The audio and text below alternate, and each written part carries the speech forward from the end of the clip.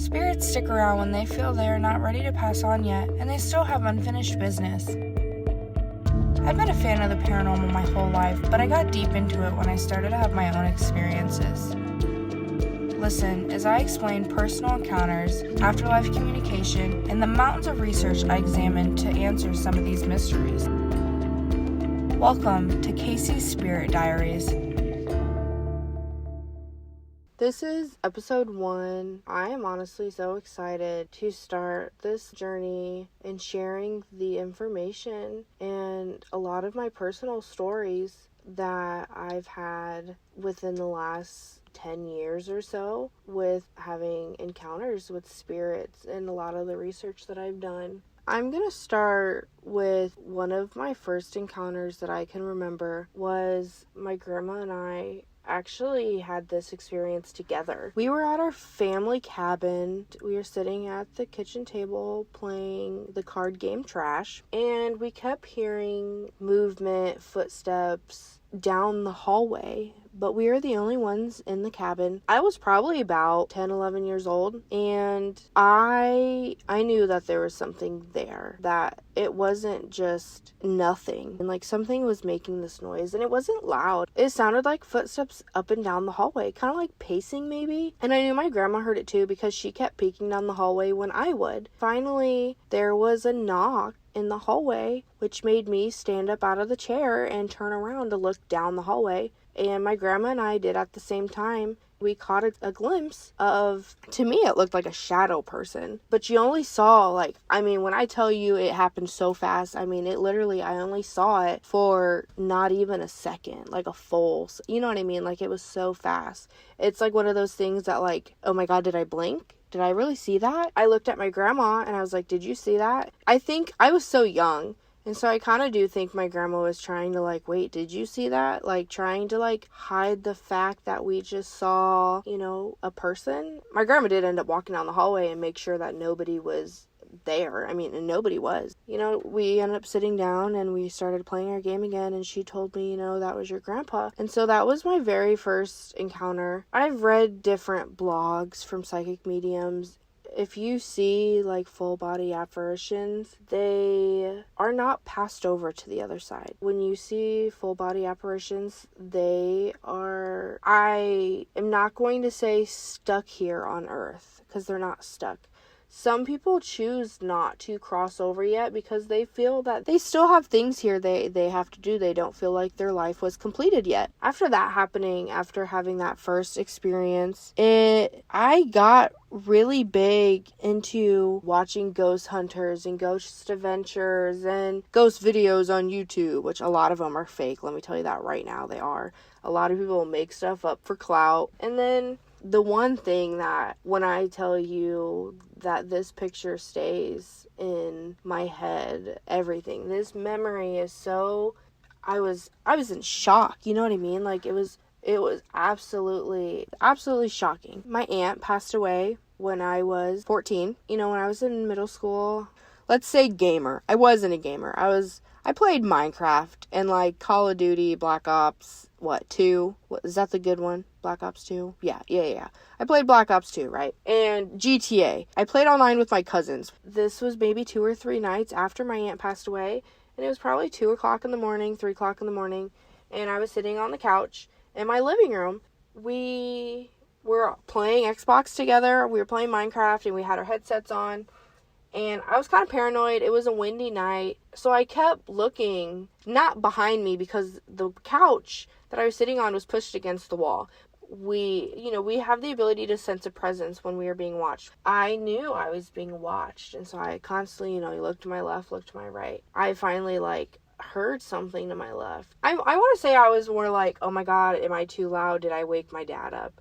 And so I kind of, looked over quickly, and because, it's 3 o'clock in the morning and I'm 13, 14 years old. Obviously, my dad doesn't want me playing Xbox at 2 o'clock in the morning. You know what I mean? So, turn really fast to my left and then look away. And I was like, wait, what was that? And so I turned back, and my aunt, she died very young. She wasn't even 40 years old. and she used to wear pigtail braids, and she always used to wear this cute little black hat, and she was standing in the hallway that was on the left of me, and she was standing there, and she smiled. Then she turned and walked into the bathroom door and disappeared. Her apparition was like a white, yellowish color, more white, but I feel like it was kind of a yellowish. It looked like she was wearing a dress. She had no feet. Like, she had head, shoulders, arms, but she had no feet. It kind of like cut off right above the shin. She had knees, but like it kind of cut off a little bit after that. And, growing up, and I'm not going to say that all Ghost Hunters and Ghost Adventures episodes and some of those shows are BS. They're not real. But if there's one thing that I have learned from, doing research growing up and, watching the shows is, ghosts don't have feet. Don't ask me why. I wish I could tell you. I wish I knew. I don't know. And I was in shock. I started crying my eyes out. I ended up muting my mic, and I FaceTimed my cousin Kylie, who is not the daughter of who just passed. And I told her what happened. I don't think she believed me. I think she was just trying to be supportive. And that's the one thing with being sensitive and experiencing a lot of encounters with afterlife and like spirits and stuff is you always second guess yourself because me personally, I've always held some stuff in because I was scared of what others would say.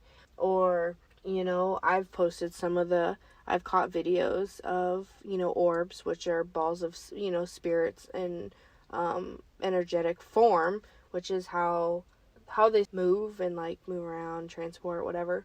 I've caught orbs and whistling and stuff on video, and a lot of people I don't think believed me and my stories from my encounters until I got literal video proof. And that's what kind of sucks with stuff like this is a lot of people are very skeptical, do not believe it. And so me personally, I honestly felt like I was crazy. And I was scared to talk about it and ask questions.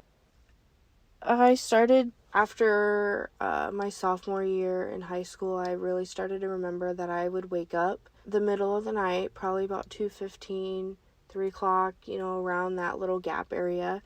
And I would wake up and I would know that I'm being watched. Like I said, you feel it in your gut for one. Like, always trust your gut because your gut knows. It was to the point where, like, I knew I was being watched. I did. Don't ask me how. I don't know. You just, you can sense a presence. Scientifically, you can. And I would wake up for years and would see, I'm going to say, a silhouette person. It was not a full body apparition.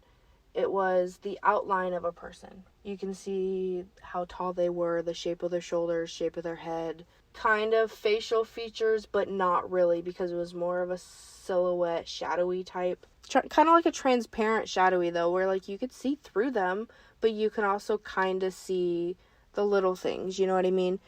And I saw, in my belief, because of the way the shoulders were, the size, the height, I believed it was my grandma. My grandma passed away my sophomore year of high school, and I believe she visited me every night at the foot of my bed. It started to be to the point where I would feel someone sit on the foot of my bed. I had the same mattress growing up for years. Obviously, mattresses, wear down. And so when you have a crap mattress and someone sits on the bottom corner of it, you are going to feel the pressure move, right? Like, it was just, there's like little key points that you use to put things together.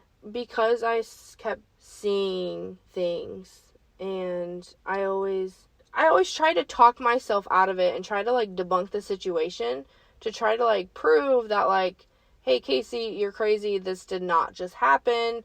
Go back to bed. But I could never find something to debunk the situation. Like, if I heard a knock, I would try to remake it, and I'm like, okay, that literally was a knuckle knock, you know what I mean? Or like, there's one time where I someone had to have tapped a lighter, like a bottom of the lighter. My grandma was a big smoker. She took a lighter and the bottom of it and tapped it on the wall 3 times. And the way that I tried to debunk the situation is I took a Hot Wheel and I tapped it on the wall 3 times. And when I tell you, it was very similar to the sound that I heard. And I tried with my knuckles. I tried, walked around, my bedroom, outside the hallway a little bit, trying to figure out what else it could have been. That is how I started to figure out if it was real or not. And so, because I started having all these little things, people sitting on my bed, in my dreams, there's in your twilight state. It's the between when you're not in a deep sleep, but you are in a very light sleep type. Your mind kind of wanders. You're not really fully asleep, so you can still hear things going on around you. I would hear conversations. And when I tell you that I've had a man talk into my ear, so they would tell me to wake up, and it was a man's voice or a very scratchy smoker voice.